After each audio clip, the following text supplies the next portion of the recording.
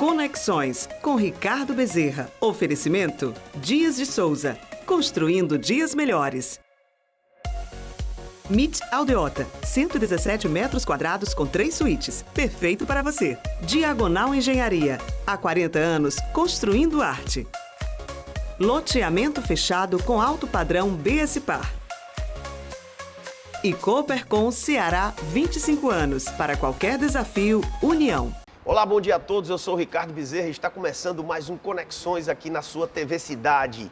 A casa do Conexões na TV e, como sempre, a gente recebendo aqui grandes nomes que nos ajudam, que ajudam a construir a economia do Ceará.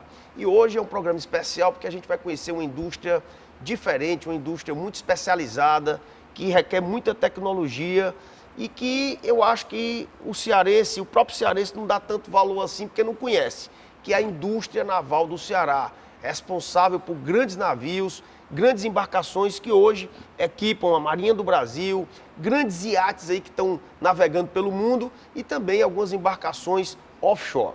E quem vai contar um pouquinho dessa história é, na minha opinião, o pai da indústria naval do Ceará, o doutor Gil Bezerra. Tudo bem, doutor Gil? Tudo bem.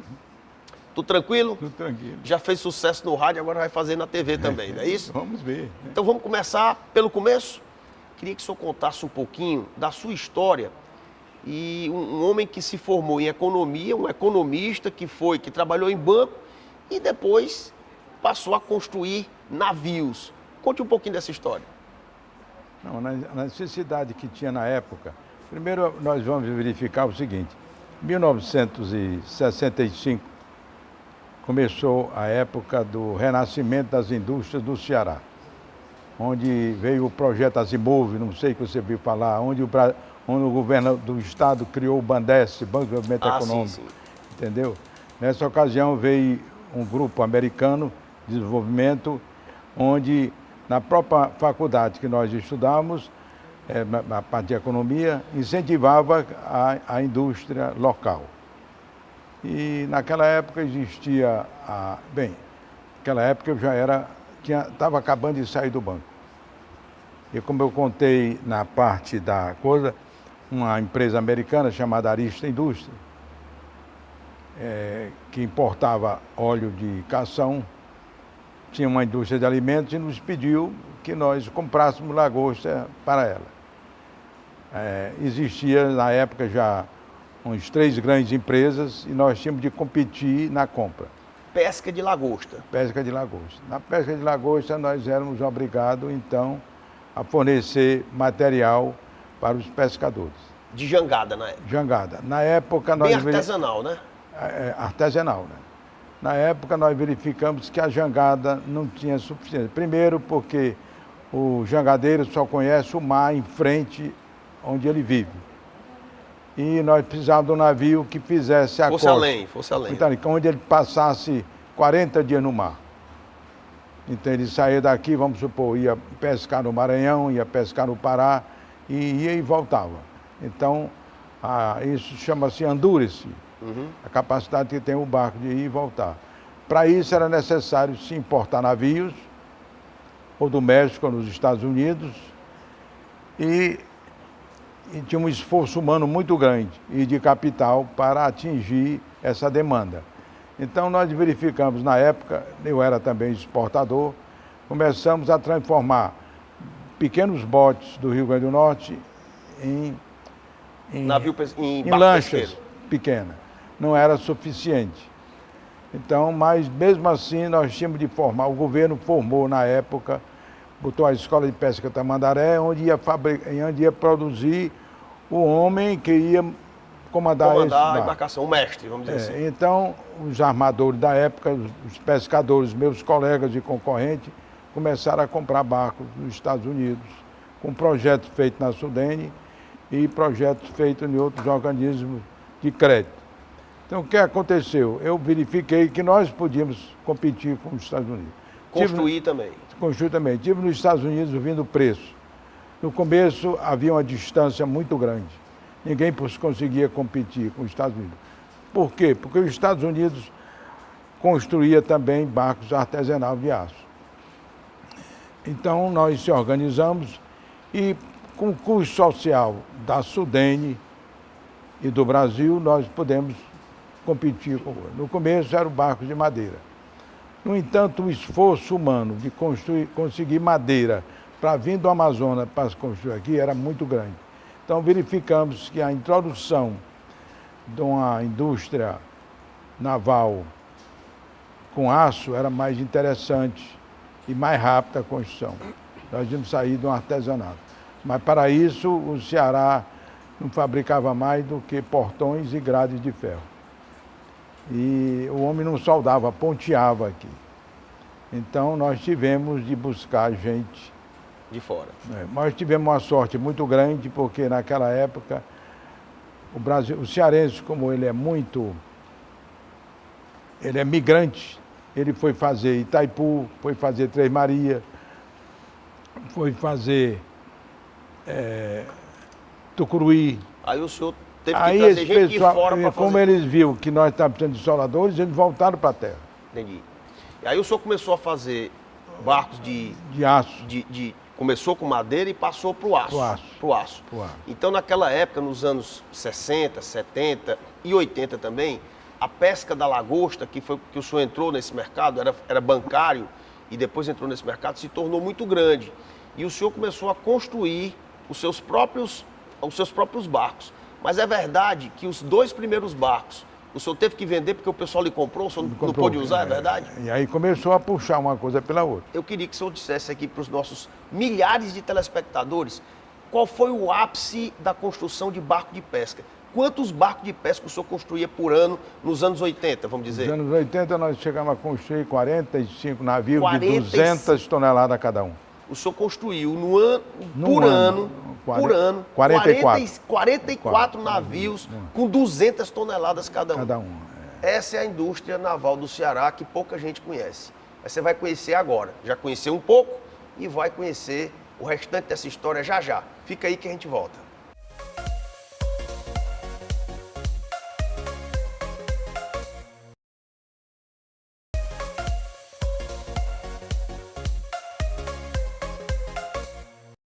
De volta ao programa Conexões, conversando com o grande Gil Bezerra, o pai da indústria naval do Ceará, um homem que chegou a fazer mais de 40 navios com mais de 200 toneladas por ano nos anos 70, nos anos 80. Doutor Gil, hoje a INACE, que é a Indústria Naval do Ceará, que é a sua empresa, ela é especialista, ela cresceu bastante, e ela é especialista em 3 tipos de embarcações.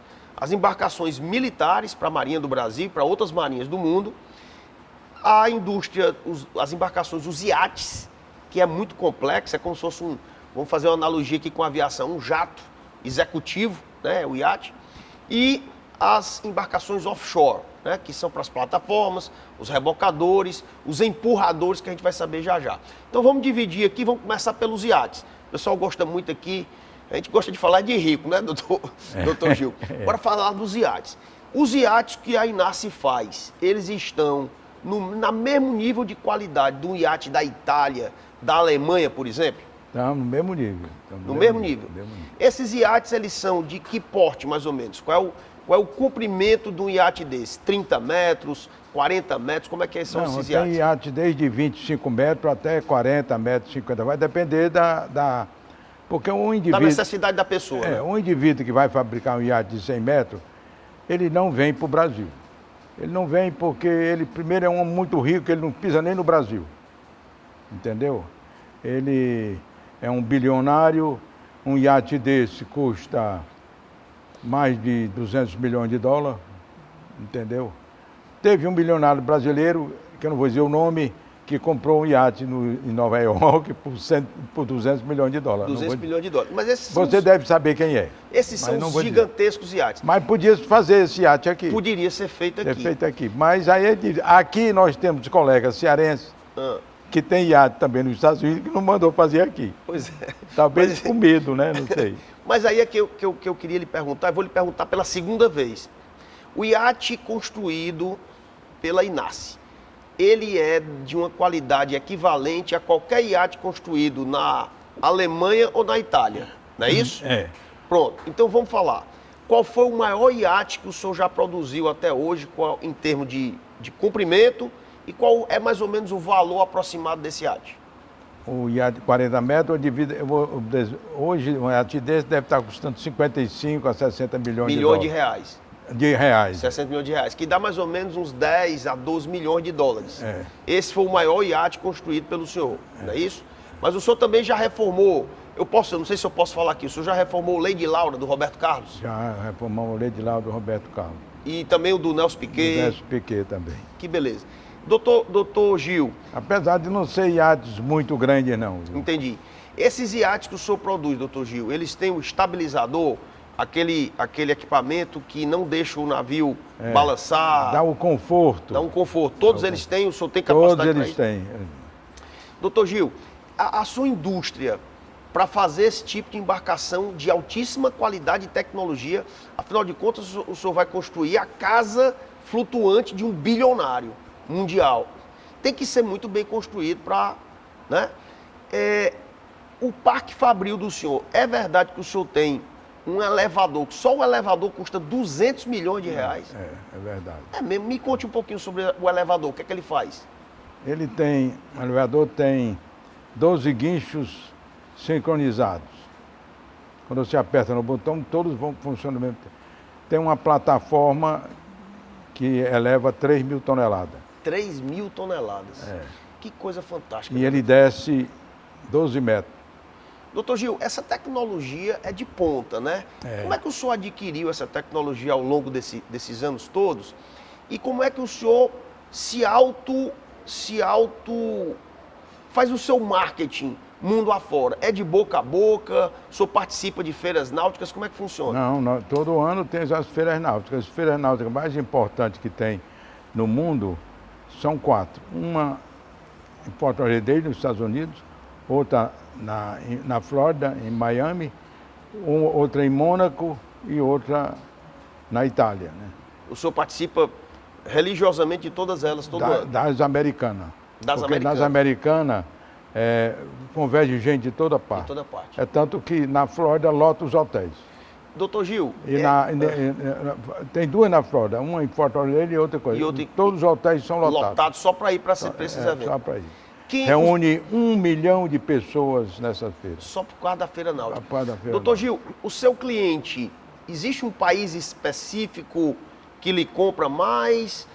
E quem lhe compra menos é o brasileiro? Quem lhe compra mais são os estrangeiros? O americano sempre comprava mais. Até veio aquele craque que há 10 anos atrás quebrou muita gente.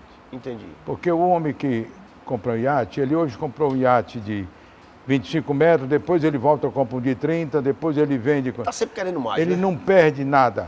Uhum. Quando você compra um iate, se for bem cuidado, ele não perde. Era isso que eu queria lhe perguntar. A liquidez é muito boa. A vida útil de um iate desse ele pode chegar a 100 anos. 100 anos, se bem cuidado. Existe uma... Você tem de reformar. Você tem que reformar, atualizar, modernizar e tal. Então não se perde muito na revenda de um bicho desse não, né, doutor Gil? Não perde. É como se fosse um imóvel, né? Se bem tratado. Né? Exatamente. Doutor Gil, é uma conversa sensacional. Pena que a gente tem pouco tempo para falar e contar essa história toda. A gente já falou dos iates. A gente sabe que a Inácia aqui no Ceará faz iate tão bom quanto a Itália, quanto a Alemanha. E que são iates caríssimos de 10, 12 milhões de dólares. Nós estamos falando de 50, 60 milhões de reais. Mas a Inácia faz também navio de guerra. Se você não sabe, a Marinha do Brasil já comprou mais de 40, não é isso, doutor Gil? Mais de 40. Mais de 40 navios fabricados pela Inácia. Você vai conhecer um pouquinho sobre essas embarcações daqui a pouquinho, depois do nosso intervalo. A gente volta já já.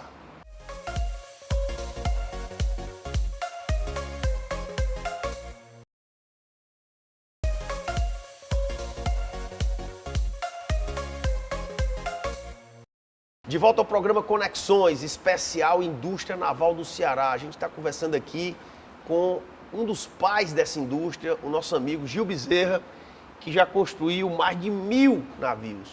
1.000 navios. É por isso que eu digo, rapaz, eu não sei por que essa indústria, né, doutor Gil, ela é tão desprivilegiada, tão desprestigiada e merecia muito mais da gente. Uma indústria dessa aqui era para ser falada todo dia. E eu não me lembro de ter assistido um programa dedicado à indústria naval do Ceará. Eu, particularmente, não me lembro. Doutor Gil, vamos falar aqui sobre as embarcações militares. qual é a especialidade do senhor lá da Inace? São navios patrulhas, corvetas, navios hospital que o senhor já construiu. Vamos falar logo sobre o maior. Qual foi o maior navio que o senhor já produziu para a Marinha do Brasil? Foi um oceanográfico fluvial, que é o Rio Branco, tem 70 e poucos metros. Mais ou menos 70 metros de comprimento. E quantos tripulantes um bicho desse? 30 tripulantes. 30 tripulantes. E ele atua nos rios, né? No Rio Amazonas, No Rio Amazonas, mas ele pode... Ele hoje trabalha no Rio Amazonas fazendo o levantamento da...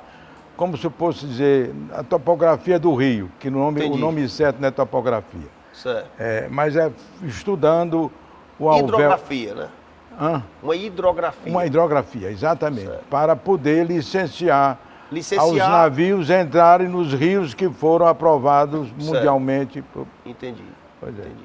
Mas, doutor Gil, o senhor também já produziu navio de guerra mesmo, né? Navio de guerra, tem né? canhão, tem torpedo. Produzimos para Namíbia 3 navios de guerra, 2 lanchas patrulha e um navio militar. É verdade que um bichinho desse aí, ele pode sitiar uma cidade? Pode, sim. O poder de navio fogo de 500 toneladas pode sitiar uma cidade. Porque o canhão dele atinge até 23 quilômetros. Entendi. Tá entendendo? Tô entendendo. E ele é todo completo, ele tem um display, você sabe o que é o display, né? Sim. Tudinho, tem tudo computadorizado, tudo... Arma antiaérea, tudo, né? Que beleza, doutor Ele Gil. pode também botar no fundo qualquer navio. Claro que geralmente, dependendo do tipo de navio, ele sabe com quem ele vai lutar, né? Mas eu tento, numa casa de uma cidade, né? é por isso que Brasília é em Brasília. Por que Brasília foi para Brasília? É para sair do litoral, né? Para ser mais interior. Porque antigamente, no começo do século passado, tinha 2 cruzadores que quando havia qualquer confusão no Brasil, eles iam lá para fora. Entendi. E os políticos tinham que se entregar. Olha aí, rapaz. Entendeu? Doutor Gil, então foram mais de 40 embarcações vendidas para a Marinha do Brasil. A gente pode dizer que a Inace, que a Indústria Naval do Ceará, está entre as maiores do mundo em alguns setores e certamente é a maior do Brasil em alguns segmentos específicos, como os iates, por exemplo? Olha, nós temos 3 quilômetros de carreira. São 3 quilômetros de espaço com trilhos e com pontes rolantes para atender. Está entendendo? Então, isso pouca gente tem no mundo. Nós somos um estaleiro de pequeno, médio porte. Certo. Entendeu? Então, nós temos mobília para fazer isso. No caso, quando eu falei que a Coreia hoje é o maior estaleiro profissional, mas ele para fabricar 18 navios por ano de 200 mil toneladas, ele tem 5 estaleiros, começando por um e terminando no final. No final. Cada etapa é feita no estaleiro e vai saindo de um para o outro. Nós fazemos tudo isso, mas em pequeno porte e no coisa. No local só? Nesses 3 quilômetros de trilha aí? Tem os diversos departamentos. Sai do projeto, vai para o departamento de corte, do departamento de corte vai para o local. Até a construção final do barco? Até o final do barco. Doutor Gil? Até ir para o elevador então desce. Como você desce aqui no elevador, o navio anda também, sai em cima de carrinho, chega no elevador e ele desce. Outra pergunta, eu assisto alguns vídeos na internet, como é que o barco é colocado no mar? Às vezes vem um de lado assim, aí faz uma onda doida. Não. Às vezes ele vem descendo como é que ele entra no mar? O barco é construído em cima de um picadeiro. Esses picadeiros, isso é a linguagem naval. Certo. Esse picadeiro fica em cima de um carro. Certo. De um carro. Como um trem, como um carro de trem. Esse carro de trem, vai descendo. Um trator empurra esse barco até o elevador. O elevador desce, quando a água chega no corsário dele, que dá para flutuar, ele sai e deixa o carro lá. Que beleza. E para reparar quando ele volta, vice a mesma coisa. Do mesmo jeito. Ô, doutor Gil, nós Aí, como o barco militar, ele tem de, antes de ir para o mar, tem de subir diversas vezes, sobe, desce, para dar a pintura final, aí ele tem essas peculiaridades. Estamos chegando aqui no final do programa, acabou que não deu nem tempo para falar de rebocador, de empurrador, mas deu para perceber um pouquinho sobre a pujança, sobre a fortaleza da indústria naval do Ceará. Esse foi o Conexões de hoje com o grande Gil Bezerra, contando a história da indústria naval do Ceará, esse segmento tão importante, tão gerador de tecnologia, de empregos e renda para o povo cearense. É uma obrigação nossa ter falado sobre essa grande indústria, a indústria naval do Ceará. E a gente se vê no próximo domingo, 8h30 da manhã, com mais um grande nome, uma grande figura tão importante para a economia do Ceará. Até domingo. Conexões com Ricardo Bezerra. Oferecimento Dias de Souza. Construindo dias melhores.